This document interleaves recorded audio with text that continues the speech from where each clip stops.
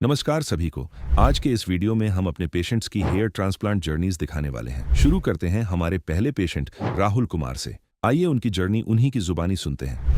जब मेरा hair fall शुरू हुआ था तो जब तक मैंने डिसीजन बनाया अपना कि अब मुझे हेयर ट्रांसप्लांट के लिए जाना है, तब तक मेरा कॉन्फिडेंस थोड़ा सा लूज़ हो चुका था। मैं पब्लिक गैदरिंग में थोड़ा सा अवॉइड करता था जाने में, फ़ोटोज़ क्लिक नहीं करता था बिकॉज़ मेरा इंटरेस्ट लूज़ हो गया था।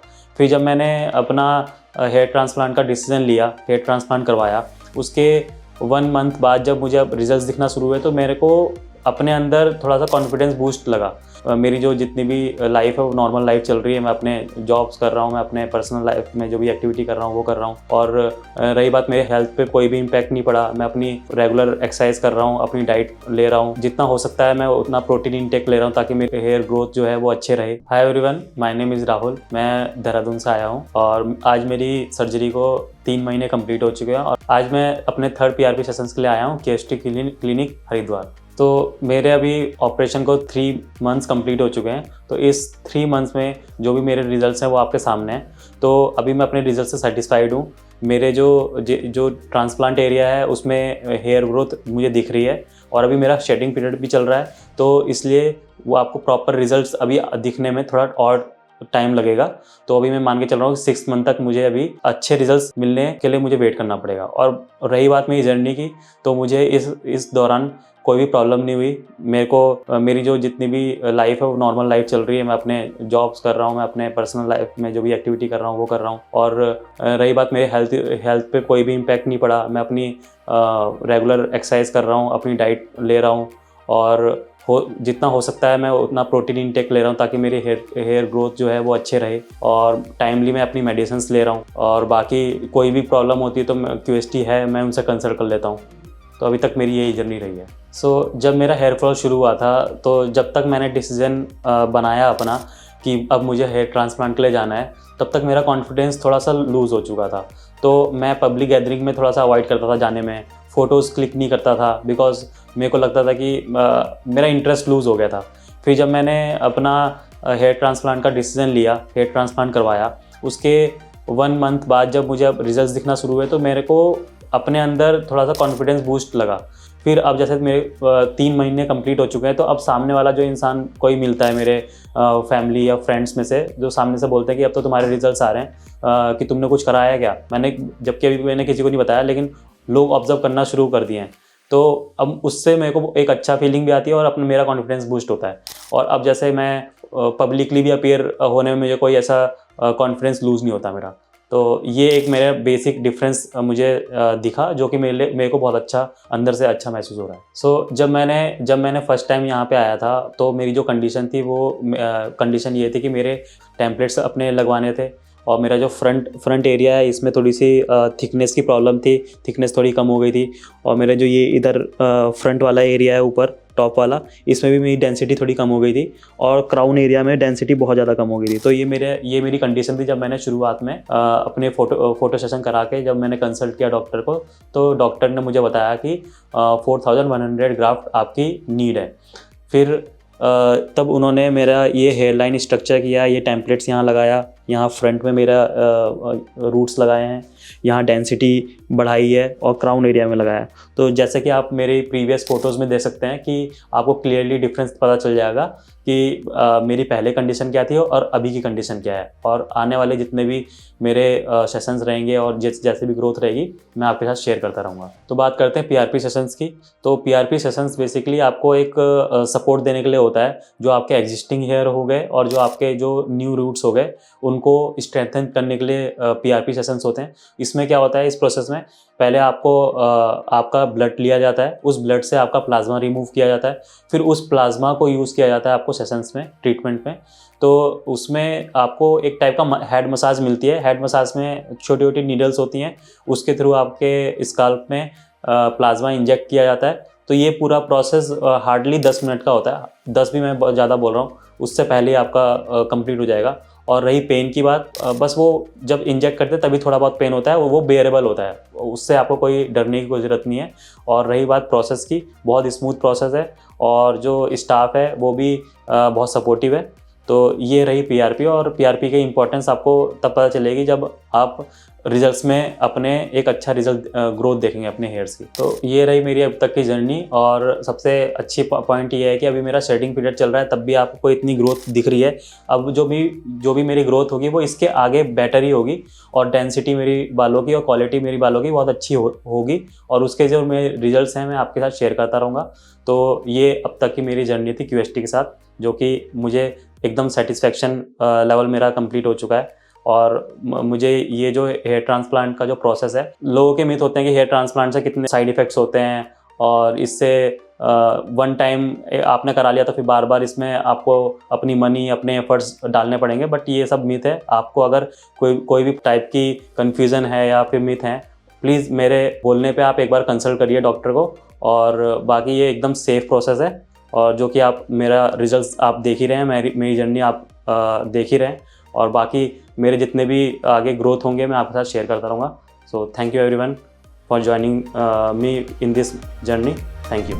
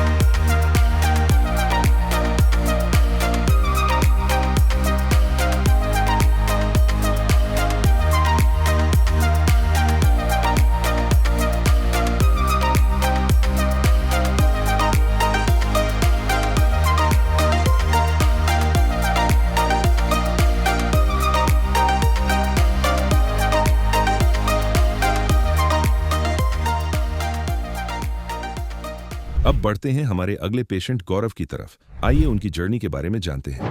I got to know about QHT from YouTube actually. I started watching their videos regularly, and also did read a lot of reviews on Google, and as well as some anecdotal evidences from a friend that did his hair transplant here. Initially, I tried a lot of homemade remedies like using onion oils and all, but I realized that most of them are bogus and does not give results at all. The people working there were very kind and friendly, of course. And as far as the pain goes, hello, my name is Gaurav. I am 25 years old and I am from Assam. And today I'm here at QHT clinic for my hair transplant. I started noticing my hair fall very early. I was about 17, 18 when I started noticing that my hairline was receding. And it obviously affected my confidence a lot, provided the fact that I was a teenager back then. And since then I started researching about any possible ways that I can restore my hairline. Then after that I got to know that it was genetic perhaps, and not necessarily hair fall in the first place. I did my research a lot. And since last 3 years, I have been searching for a good clinic. I got to know about QHT from YouTube actually. I started watching their videos regularly, and also did read a lot of reviews on Google, and as well as some anecdotal evidences from a friend that did his hair transplant here. And after getting to know about it, I felt pretty confident that I would be able to achieve all the results that I have been looking for. Initially, I tried a lot of homemade remedies like using onion oils and all, but I realized that most of them are bogus and does not give results at all.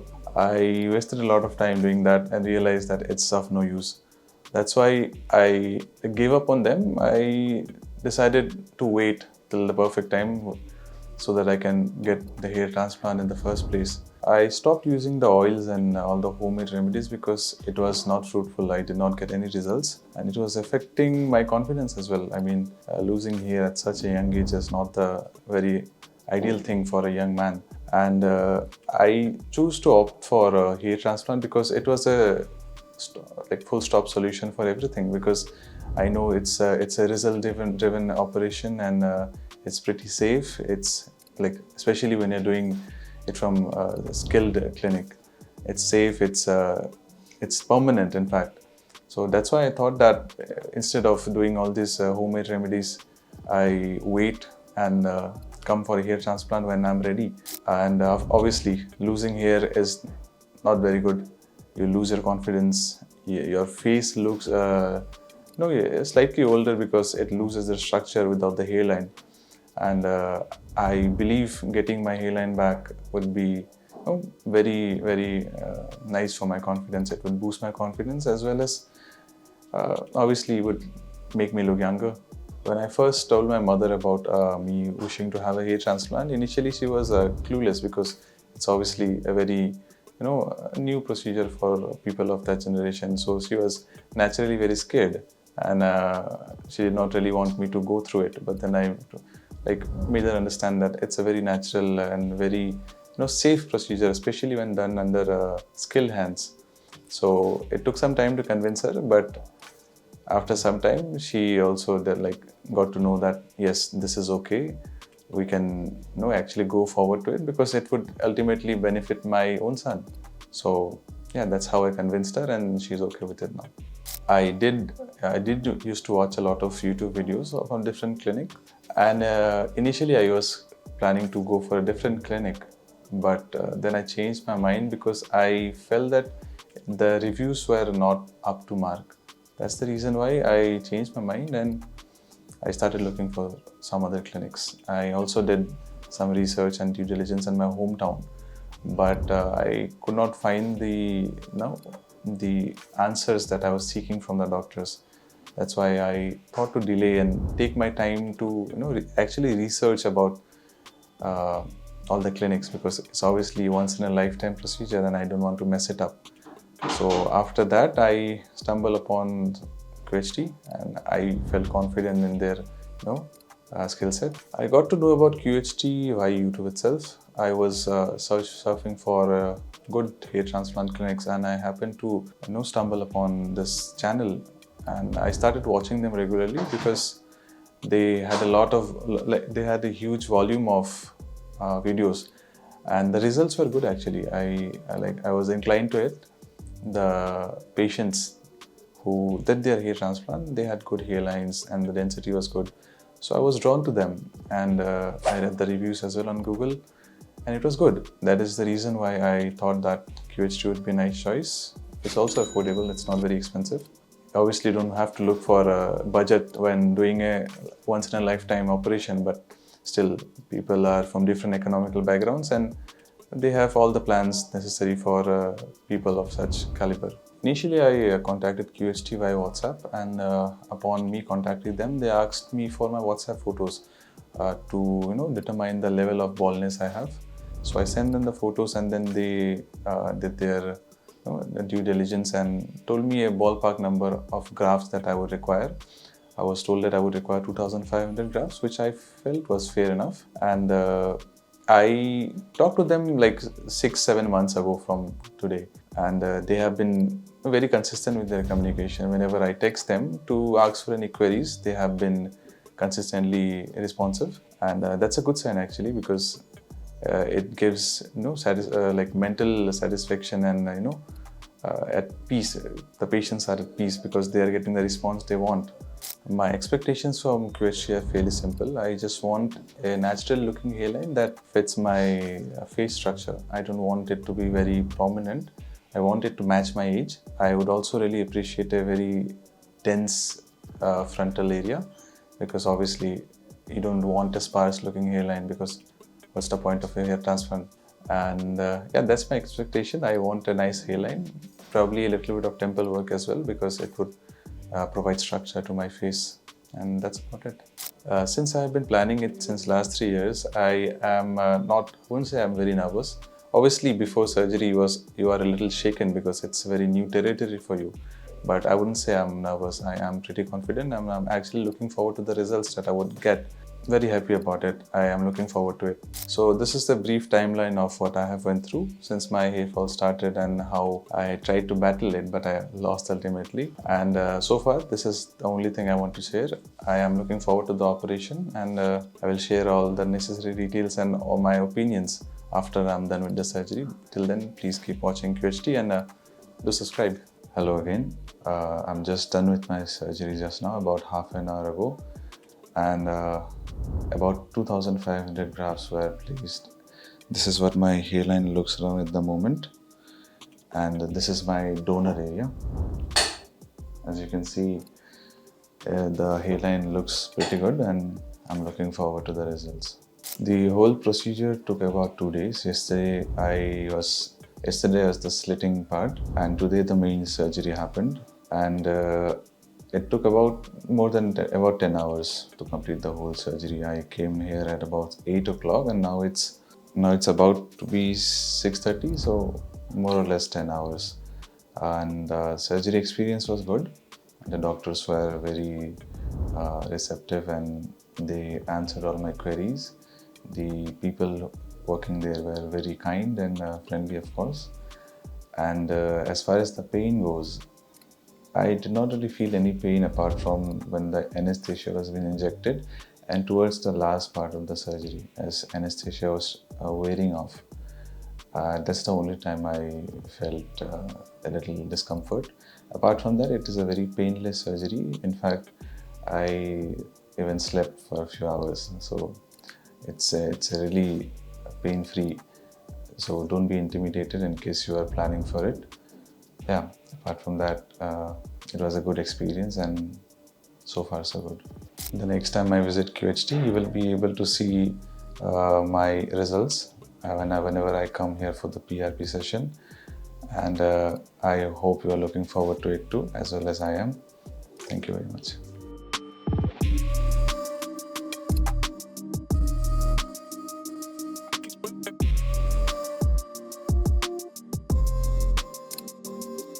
अब बढ़ते हैं आज के हमारे अंतिम patient मानव की ओर। आइए उनकी जर्नी के बारे में जानते हैं। मेरी बॉल्डनेस ऑलमोस्ट जब मैं 24 इयर्स का था तब से शुरू हुई थी। शुरू में ये चीज़ मैंने इग्नोर की।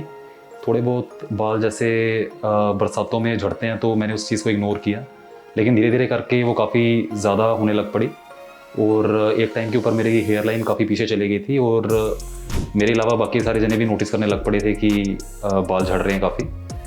इसके लिए मैंने काफ़ी होम रेमेडीज़ भी ट्राई की थी, जो भी हमारे देसी नुस्खे बताए जाते हैं अलग अलग सोर्सेज से। प्लस इसके अलावा मैंने फिनेस्ट्राइड कुछ टाइम के लिए ली थी, मिनॉक्सिडिल भी कुछ टाइम के लिए यूज़ की थी, लेकिन मुझको थोड़ी देर के बाद जब कुछ सिग्निफिकेंट डिफरेंस नहीं लगा उससे तो मैंने इसको डिसकंटिन्यू कर दिया था। और ट्रांसप्लांट का डिसीजन मेरा एज 32 में था, तो तब तक मेरे हेयर लॉस को ऑलरेडी 6-7 साल हो चुके थे। तो हेयर ट्रांसप्लांट करवाने के डिसीजन जब मुझको लेना था तो मैंने ऑनलाइन भी और वैसे भी अपने फ्रेंड सर्कल में काफ़ी जनों से पता किया था। तो जो भी क्लिनिक्स मैंने देखे उनका रिजल्ट्स देखा, लेकिन मुझको हेलो फ्रेंड्स, तो आज मेरे ट्रांसप्लांट को 8 मंथ्स पूरे हो गए हैं। आज मैं अपनी 4th PRP के लिए यहाँ पे आया हूँ। मेरी बॉल्डनेस ऑलमोस्ट जब मैं 24 इयर्स का था तब से शुरू हुई थी। शुरू में ये चीज़ मैंने इग्नोर की। थोड़े बहुत बाल जैसे बरसातों में झड़ते हैं तो मैंने उस चीज़ को इग्नोर किया, लेकिन धीरे धीरे करके वो काफ़ी ज़्यादा होने लग पड़ी और एक टाइम के ऊपर मेरी हेयर लाइन काफ़ी पीछे चली गई थी और मेरे अलावा बाकी सारे जने भी नोटिस करने लग पड़े थे कि बाल झड़ रहे हैं काफ़ी। इसके लिए मैंने काफ़ी होम रेमेडीज़ भी ट्राई की थी, जो भी हमारे देसी नुस्खे बताए जाते हैं अलग अलग सोर्सेज से। प्लस इसके अलावा मैंने फिनेस्ट्राइड कुछ टाइम के लिए ली थी, मिनॉक्सिडिल भी कुछ टाइम के लिए यूज़ की थी, लेकिन मुझको थोड़ी देर के बाद जब कुछ सिग्निफिकेंट डिफरेंस नहीं लगा उससे तो मैंने उसको डिसकंटिन्यू कर दिया था। और ट्रांसप्लांट का डिसीजन मेरा एज 32 में था, तो तब तक मेरे हेयर लॉस को ऑलरेडी 6-7 साल हो चुके थे। तो हेयर ट्रांसप्लांट करवाने के डिसीजन जब मुझको लेना था तो मैंने ऑनलाइन भी और वैसे भी अपने फ्रेंड सर्कल में काफ़ी जनों से पता किया था। तो जो भी क्लिनिक्स मैंने देखे उनका रिजल्ट्स देखा, लेकिन मुझको सबसे ज़्यादा नेचुरल QHT का लगा। यहाँ पे कुछ सेलिब्रिटीज़ भी ट्रांसप्लांट करवा चुके हैं, तो उससे थोड़ा सा कॉन्फिडेंस और ज़्यादा बिल्डअप होता है। इसके अलावा वैल्यू फॉर द मनी की अगर बात करें तो वो भी मुझको यहाँ पर लगी कि जो रिज़ल्ट्स देख रहा था मैं उसके हिसाब से जो इनकी कॉस्ट थी, तो मुझको लगा कि इफ़ नॉट लेस तो ज़्यादा भी नहीं लगी, मुझको जेन्युइन थी। तो that was one of the reason.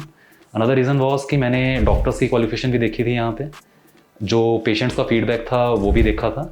तो सारा कुछ मिला के मुझको लगा कि this is the place that I should go for, और वही किया मैंने, और रिज़ल्ट आपके सामने। जब मैंने डिसाइड किया कि मुझको QHT से हेयर ट्रांसप्लांट करवाना है तो सबसे पहले मैंने यहाँ पे कॉल की थी। तो स्टाफ काफ़ी कोऑपरेटिव था, उन्होंने जो भी मेरी क्वेरीज थी अच्छे से एड्रेस की, जो भी मुझे डाउट्स थे, जो भी मेरे मन में आ रहा था पोस्ट ऑपरेशन को लेकर या फिर कुछ और ऐसी चीज़ें जिसके बारे में थोड़ा सा डर होता है मन में, तो काफ़ी कोऑपरेटिव थे। उसके बाद मेरी विज़िट शेड्यूल की गई यहाँ पे। जब मैं यहाँ पर आके डॉक्टर से मिला, उन्होंने और ज़्यादा कॉन्फिडेंस बिल्ड किया। तो जो भी मन में होता था कि भी ऐसे सर्जरी के बाद किस तरह का रिजल्ट्स आएंगे, इतना अगर आप टाइम और मनी इन्वेस्ट कर रहे हो तो उसके बाद आपके रिजल्ट्स अगर नेचुरल नहीं आते, जो कि कुछ केसेस में मैंने देखे थे, तो that was not what I wanted. तो ये चीज़ का कॉन्फिडेंस मुझको डॉक्टर्स से बात करके काफ़ी लगा। कुछ मेडिसिन के साइड इफ़ेक्ट्स के बारे में डाउट्स थे, वो भी उन्होंने क्लियर किए। तो overall it was very good experience. जहाँ तक साफ़ सफाई की बात है, स्टाफ के बिहेवियर की बात है, तो सारा कुछ बहुत कन्वीनियंट और बहुत ही ईजी था। तो उसके बाद भी बिफोर ऑपरेशन भी डॉक्टर्स बार बार ही आपसे आपकी काउंसलिंग करते हैं। ऑपरेशन थिएटर का एक्सपीरियंस काफ़ी अच्छा था। मैं एक्सपेक्ट कर रहा था कि पेन हो सकती है, लेकिन बहुत ही मिनिमम पेन थी। सिर्फ जिस टाइम के ऊपर वो एनेस्थीसिया देते हैं उस टाइम के ऊपर थोड़ा सा पता लगता है, और ड्यूरिंग सर्जरी थोड़ी बहुत नेग्लिजिबल पेन होती है। तो बिल्कुल भी डरने की ज़रूरत नहीं है इस केस में। इसके अलावा डॉक्टर्स आपसे रेगुलरली कम्युनिकेट करते रहते हैं, आपसे पूछते हैं कि इन केस अगर आपको कोई इनकन्वीनियंस हो रही है या फिर आपको वॉशरूम यूज़ करना है। साफ़ सफाई का काफ़ी अच्छा से ध्यान रखा जाता है। सारों ने मास्क पहने होते हैं, सैनिटाइज़ किया होता है सारी एरिया को, और जैसे अगर आप बीच में उठते हैं तो दोबारा सैनिटाइज़ करके आपको दोबारा ऑपरेशन के लिए लिटाया जाता है। ओवरऑल टेम्परेचर भी प्रॉपर मेंटेन किया होता है, तो आपको ज़्यादा इनकन्वीनियंस फील होती नहीं है। एनेस्थीसिया के कारण से जो थोड़ी बहुत होती है वो भी ख़त्म हो जाती है। तो ओवरऑल सर्जरी का एक्सपीरियंस काफ़ी इजी रहता है। सिर्फ थोड़ा सा लंबा होता है, तो उस कारण से कई बार थोड़ी सी मुश्किल होती है। Otherwise from doctors point of view और ऑपरेशंस पॉइंट ऑफ व्यू तो इस तरह की कोई पेन नहीं होती। सर्जरी के बाद मुझको थोड़ी सी स्वेलिंग आई थी, जो कि मुझे बताया गया था कि एक नेचुरल प्रोसेस है। बॉडी का इन्फ्लेमेशन थोड़ी सी होती है और थोड़ी सी स्वेलिंग रहती है। उसके लिए मेरे फोरहेड के ऊपर एक टेप भी लगाई गई थी कि वो स्वेलिंग मेरे आइज़ तक या फेस पे न जाए, और स्वेलिंग कुछ दिनों में चली गई थी।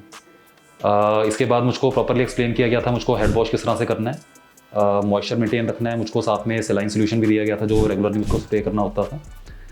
अच्छे से सारा प्रोसेस समझाया गया था, और विद इन अ वीक मेरी जो क्रस्ट फॉर्मेशन थी वो निकलने लग पड़ी थी, और इन 2 वीक्स और सो मतलब I was back to my work.